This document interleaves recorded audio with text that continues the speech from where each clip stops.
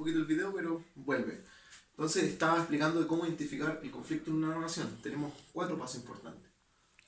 Primero, fíjate en la acción o problema que cambia el curso de la historia, ¿ya? Mientras ustedes van leyendo un cuento, una novela, ¿ya? Tienen que fijarse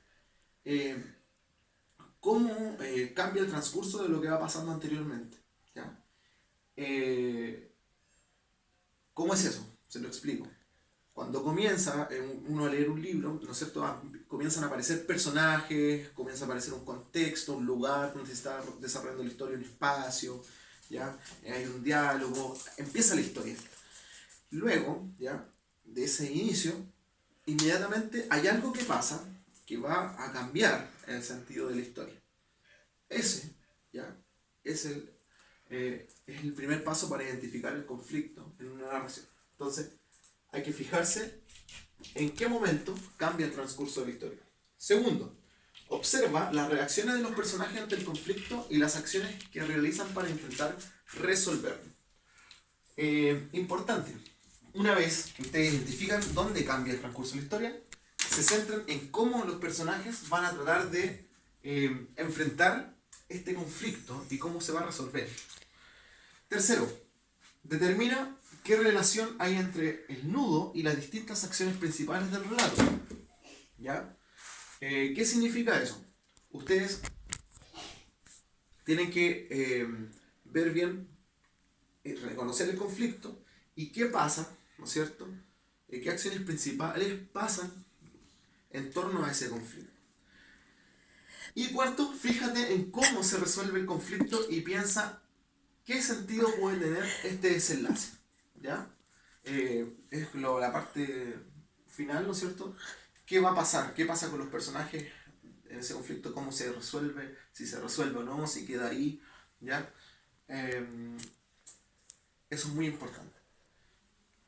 Esto que le acabo de explicar, se lo voy a aterrizar ahora con el texto que ustedes deberían haber leído, que es La Nieve Negra, el capítulo 5 de La Nieve Negra, de este libro de esta autora chilena. ¿Ya? Acá tenemos, por ejemplo, los pasos para reconocer el conflicto. Cuando comienza, ¿no es cierto?, la historia de este capítulo, tenemos inmediatamente los personajes de la madrastra, una hija, la mujer, ¿ya? Pero inmediatamente nos damos cuenta que la madrastra odia a la hija y decide matarla. Entonces, eso viene a ser el conflicto. ¿Ya? Tenemos la madrastra, perdón, que odia a la hija, ¿ya? Y que quiere matarla. Entonces tenemos una fuerza que es la madrastra y otra fuerza que es la hija. Continuamos. La mujer cultiva frutos venenosos, ¿ya? En su teoría, en sus ganas de matar a la hija, comienza a cultivar frutos venenosos. Esta es lo que decía acá arriba, las reacciones de los personajes. Así reacciona la madrastra, cultivando frutos venenosos. ¿Ya? Ven que está conectado. Luego, la mujer envenena a la niña, otra acción, ¿ya? Importantísima, importantísima. Esta es una acción principal. Envenenar a la niña es una acción principal, que tiene que ver con el cuadro de acá arriba, ¿ya? La niña obviamente cae muy enferma, ¿ya? Y tenemos el cómo se resuelve el conflicto. El personaje de la negra intenta salvar a la niña, ¿ya? Y ahí se va resolviendo este conflicto. Recuerden que este capítulo 5 de La Nieve Negra, ¿no es cierto?, nos relata el cómo esta mujer quiere envenenar a esa niña, ¿ya? A la hija. Si te fijas, dice acá, el conflicto genera una serie de reacciones entre los personajes de acuerdo a sus motivaciones. Frente al conflicto, la decisión de la madrastra es envenenar a la niña. En cambio, la motivación de la sirvienta es ponerla a salvo. Básicamente, tenemos el conflicto, ¿no es cierto? Personajes alrededor que van actuando de acuerdo a ese conflicto. Algunos son los buenos, otros son los malos. ¿Ya? ¿Bien? Eso en cuanto a lo que es el conflicto de la historia. Ahora vamos a pasar con otro concepto. Recuerden que en esta clase que le estoy dando, estamos viendo 3 conceptos. El primero que hemos visto es acciones narrativas. El segundo es conflicto de la historia, ¿ya? conflicto o nudo de una historia o una narración. Y ahora, en tercer lugar, vamos a ver lo que es el narrador. ¿Ya? Este es un concepto, o estos conceptos que le estoy dando, ustedes ya lo conocen, lo han visto anteriormente. ¿Qué es el narrador? Básicamente siempre decimos que una voz ficticia es quien está contando la historia. Por ejemplo, acá tengo un libro, ¿no es cierto? Este se llama El jugador de Fyodor Dostoyevsky, ¿ya? Lo pueden leer ustedes. Cuando uno comienza, ¿no es cierto? En el capítulo 1, dice, por fin estaba de regreso después de 2 semanas de ausencia. Los nuestros llevaban ya 3 días en Rutemburgo. Yo creía que ellos, sabe Dios cómo, me estarían aguardando, pero me equivocaba. ¿Ya? Inmediatamente escuchamos que alguien nos está contando algo. A esto se le llama narrador. ¿Ya? Gracias a este narrador nosotros conocemos los personajes, el espacio, el tiempo determinado, el conflicto, etc. ¿Ya? Los narradores pueden participar en la acción o también no pueden participar en la acción. ¿Ya? Por lo tanto podemos determinar si se sitúan dentro o fuera de la historia. ¿Ya? Entonces tenemos narradores que están dentro de la historia, participan de lo que pasa, de las acciones, y hay otros que no, simplemente están fuera. A eso se categoriza, la literatura los categoriza así, el estudio de la narratología. Tenemos el narrador omnisciente, que este es el que tiene conocimiento de todo lo que pasa, sentimientos, emociones, lugares, contextos, etc. ¿Ya? Y conoce absolutamente el pasado, el futuro, el presente de la historia y de cada personaje y la interioridad de cada personaje. Este es el que lo conoce todo. Generalmente está narrado en tercera persona. ¿Ya? Luego tenemos el narrador de conocimiento relativo. Este narrador tiene un conocimiento limitado del mundo narrado, por ejemplo, no tiene acceso a la interioridad de algunos personajes importantes o desconoce algunos hechos. ¿Ya? Estos narradores generalmente están en tercera persona. ¿Ya? Estos dos narradores son lo que conocemos como narradores fuera de la historia. ¿Ya? Acá yo les dejé algunos ejemplos. El narrador conoce la intención de los personajes. Por ejemplo, acá tenemos un narrador de carácter omnisciente. ¿Ya? ¿Por qué? Porque va conociendo la intención de los personajes. Si ustedes lo leen, se van a dar cuenta dónde pasa eso. ¿Ya? Y pasa donde está subrayado. Acá tenemos otra información, ya este es otro ejemplo de narrador de conocimiento relativo. ¿Ya? Si se dan cuenta, lo que está subrayado, ustedes lo van a leer. Acá el narrador sabe lo mismo que Beltrán, pero no da información sobre lo que siente Romero, es decir, no conoce los sentimientos, pero sí sabe lo que está pasando. A eso se le llama narrador de conocimiento relativo.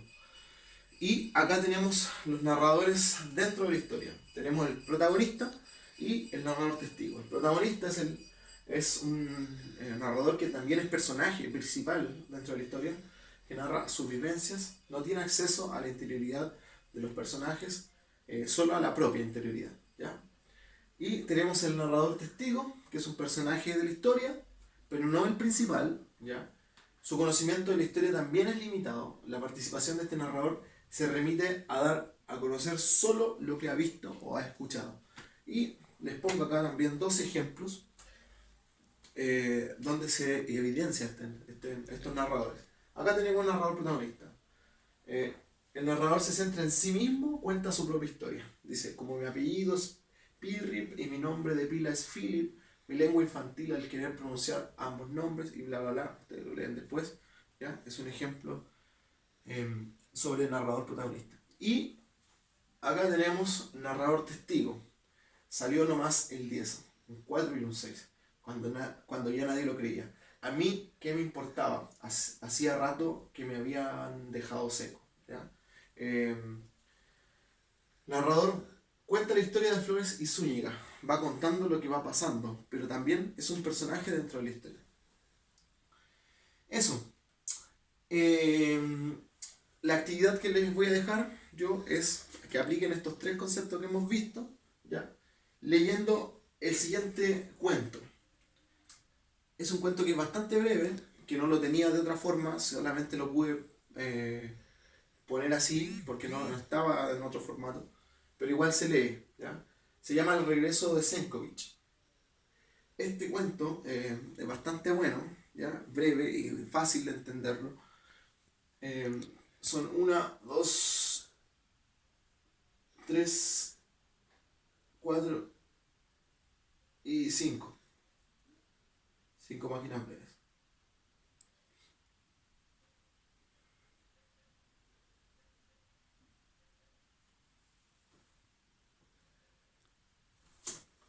Bien, ahí está cargando, se quedó un poquito pegado ahí está. Tienen que responder estas cinco preguntas, estas cinco actividades para este cuento. La primera es, ¿cuál es el narrador presente en el texto? Ustedes se van a dar cuenta a medida que lo van leyendo. ¿Ya? Tienen que identificarlo de los cuatro que les he dado. Dos, ¿por qué creen que el autor eligió ese tipo de narrador? ¿Qué efecto creen que quería producir en sus lectores? ¿Ya? Tres, identifiquen el conflicto presente en el texto y escriban en su cuaderno la secuencia de acciones que desencadena la historia. ¿Ya? Identificar el conflicto y después qué acciones van desencadenando, ¿no es cierto? O desarrollando el desenlace final de esta historia. Cuatro, expliquen cómo reaccionan los personajes frente al conflicto de acuerdo a sus motivaciones. ¿Ya? Hay un conflicto, hay personajes que apoyan el bando bueno o personajes que no apoyan el bando bueno, etc. ¿Ya? Ustedes van a ir a identificar. Tienen que explicar en esa parte. ¿Ya? Y quinto, elaboren un esquema con la estructura narrativa. Para ello, ¿ya? Utilicen un organizador gráfico como el siguiente. Es decir, van a leer el cuento y van a poner este esquema, dice el regreso de Senkovich. Van a hacer 4 cuadros, ¿ya? Y el primero van a contar lo que pasa en el inicio, después van a contar el nudo, el conflicto de esta historia, el desarrollo y finalmente el cómo termina, el desenlace, el cierre de la historia. ¿Ya? Eso, chiquillos, un abrazo grande, espero que les haya quedado un poco más claro. Es un poquito extenso el video, pero vamos a tratar de ir acotando un poco. Yo soy bueno para hablar, ustedes me conocen, así que es un abrazo grande, muchas gracias.